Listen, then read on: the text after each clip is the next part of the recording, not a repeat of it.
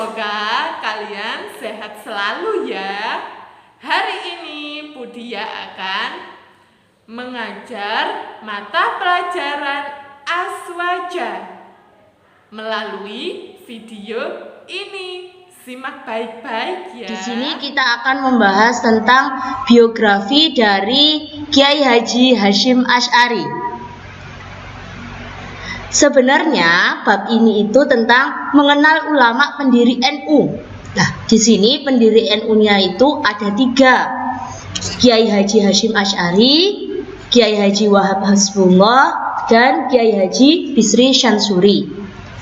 Pada kesempatan kali ini kita akan membicarakan tentang atau belajar tentang Kiai Haji Hasyim Asy'ari. Riwayat hidup Kiai Haji Hasyim Asy'ari. Yang pertama, kapan Kiai Haji Hasyim Asy'ari itu lahir? Nah, ada yang tahu?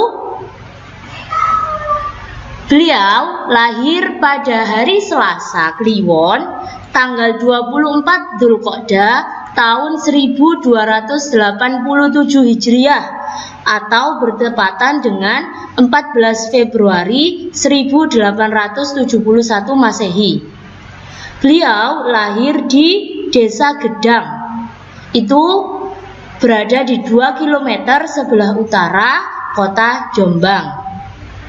Nah, beliau sendiri meninggal pada tanggal 7 Ramadan 1366 Hijriah atau bertepatan dengan 25 Juli 1947 Masehi. Kiai Haji Hasyim Asy'ari ini merupakan anak dari Kiai Asy'ari yang yaitu pendiri Pondok Pesantren Keras Jombang. Ibunya sendiri itu bernama Halimah, yaitu putri dari Kiai Usman, pendiri Pondok Pesantren Gedang Jombang. Nah, kalau tadi lahirnya Kiai Haji Hasyim Asy'ari, kalau sekarang kita membahas tentang di mana saja pendidikan yang dilalui oleh Kiai Haji Hasyim Asy'ari. Yang pertama, beliau awal mulanya belajar Al-Quran dan dasar-dasar agama Islam itu di bawah bimbingan ayahnya sendiri, yaitu Kiai Haji Asy'ari yang merupakan pemilik pesantren Keras di Jombang. Setelah itu beliau mondok di pesantren Wonokoyo, Probolinggo. Setelah dari pesantren Wonokoyo, beliau melanjutkan pendidikan di pesantren Langitan. Setelah itu beliau juga mondok di pesantren Trenggilis. Setelah dari pesantren Trenggilis, beliau melanjutkan pendidikan di pesantren Kademangan, Bangkalan, Madura di bawah asuhan Kiai Haji Khalil Bangkalan. Selanjutnya beliau juga menempuh pendidikan setelah dari Mbah Khalil tadi. Beliau menempuh pendidikan di pesantren Siwalan Panji Sidoarjo yang diasuh oleh Kiai Yakub. Dan yang terakhir, pada tahun 1892 beliau menunaikan ibadah haji, dilanjutkan dengan menuntut ilmu di Mekah selama 7 tahun. Nah, selanjutnya pada tahun 1903 Kiai Haji Hasyim Asy'ari itu mendirikan pondok pesantren di Desa Tebu Ireng, tepatnya pada tanggal 26 Rabiul Awal 1317 Hijriah atau sekitar tahun 1903 Masehi. Pondoknya sekarang dikenal dengan nama Pondok Pesantren Tebu Ireng. Beliau adalah orang yang beliau itu orang yang sangat pandai, keilmuannya itu sangat tinggi. Nah, di sini karena itu beliau itu menciptakan banyak karya, beberapa karya dari Kiai Haji Hasyim Asy'ari. Yang pertama, At-Tibyan fin nahyi an muqatta'atil arham wal aqarib wal akhwan. Kitab ini menerangkan tentang larangan memutuskan hubungan kerabat dan persahabatan. Yang kedua, adabul alim wal muta'alim, yaitu tentang akhlak guru dan murid. Yang ketiga, ada al-mawaid atau beberapa nasihat dari Kiai Haji Hasyim Asy'ari. Yang keempat, haditsul maut wa asrarus sa'ah, yaitu hadis mengenai kematian dan kiamat.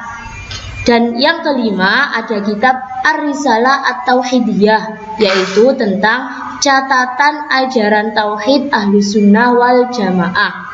Kitab-kitab beliau ini masih dikaji sampai sekarang.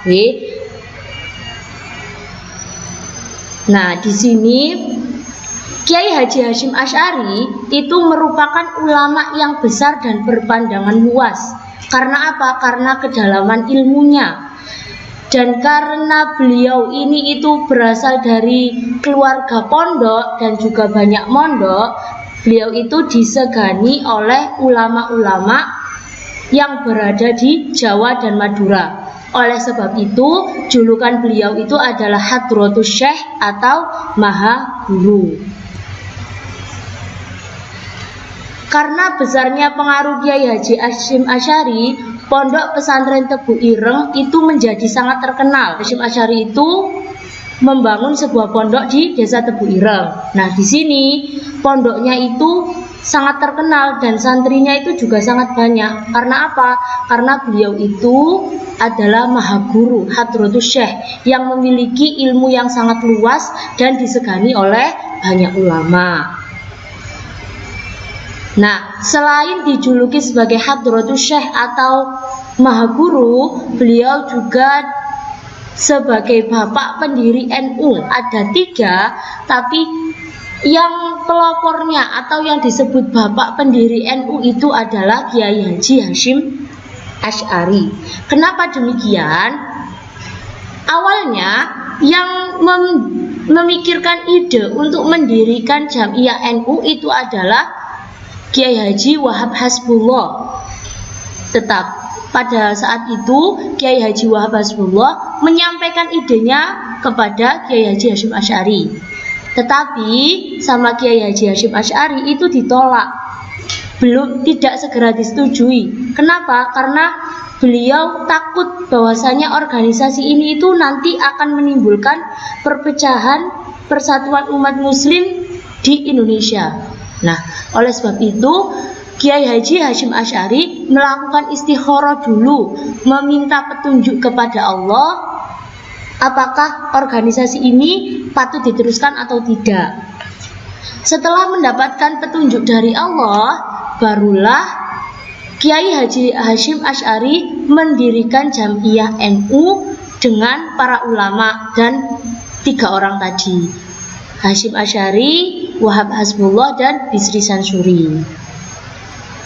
Nah, di sini beliau merupakan kunci utama berdirinya NU. Karena apa? Karena beliau itu juga merumuskan dasar-dasar perjuangan NU, yaitu Qanun Asasi li Jam'iyati Nahdlatul Ulama. Nah, karena kewibawaan beliau ini, NU itu dapat berkembang dengan pesat. Semua pesantren menerima kehadiran NU dengan positif. Nah, karena itu dalam 5 bulan setelah terbentuknya NU, cabang NU yang berdiri di Jawa itu sudah berdiri kurang lebih 35 cabang.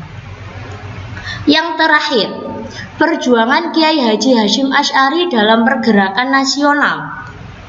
Yang pertama, fatwa melawan penjajah. Kiai Haji Hasyim Asy'ari itu merupakan ulama besar yang sangat menentang penjajah, anti penjajah. Nah, oleh sebab itu beliau merupakan pelopor dalam perlawanan terhadap penjajah. Beliau juga banyak mengeluarkan fatwa untuk membangkitkan perlawanan terhadap penjajah. Salah satunya yaitu melarang donor darah untuk membantu tentara Belanda. Beliau juga melarang berperang untuk membantu tentara Belanda. Dan ketika tentara Belanda itu memberikan bintang kehormatan, beliau menolak pemberian tersebut karena beliau sangat menentang adanya penjajah. Yang kedua, Kiai Haji Hasyim Asy'ari pada zaman penjajahan Jepang, beliau ditangkap dan dimasukkan ke penjara Jepang. Ke penjara yang ada di Jombang, maksudnya seperti itu. Beliau dituduh telah menggerakkan rakyat untuk menyerbu tokoh-tokoh dan perusahaan asing.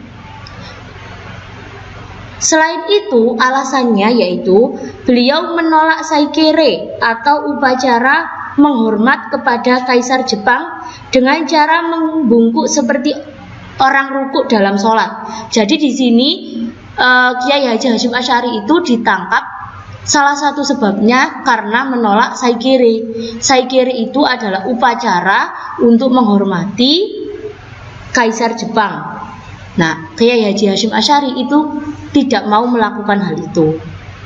Selanjutnya, selain memberikan fatwa melawan penjajah dan juga beliau ini sangat anti penjajah, banyak tokoh-tokoh nasional yang sering meminta nasihat kepada beliau. Salah satunya yaitu Panglima Besar Jenderal Sudirman dan juga Bung Tomo. Selanjutnya, resolusi jihad. Kalian pasti mengetahui ya, pertempuran yang terjadi di Surabaya pada tanggal 10 November itu. Di sini Kiai Haji Hasyim Asy'ari mengeluarkan fatwa yang disebut resolusi jihad. Fatwa inilah yang mengorbankan semangat juang anak-anak Surabaya dalam menghadapi tentara sekutu. Setelah adanya fatwa tersebut, para pejuang berperang dengan gigih sehingga di Surabaya itu pada tanggal itu terjadi pertempuran yang sangat hebat. Tentang perjuangan Hasyim Asy'ari dalam pergerakan nasional ya. Di sini dalam memerdekakan Indonesia, Kiai Haji Hasyim Asy'ari itu juga berperan sangat besar perannya. Anak-anak, video ini cukup sekian dari Budia. Jangan lupa jaga kesehatan dan tetap semangat. Syukron. Assalamualaikum warahmatullahi wabarakatuh.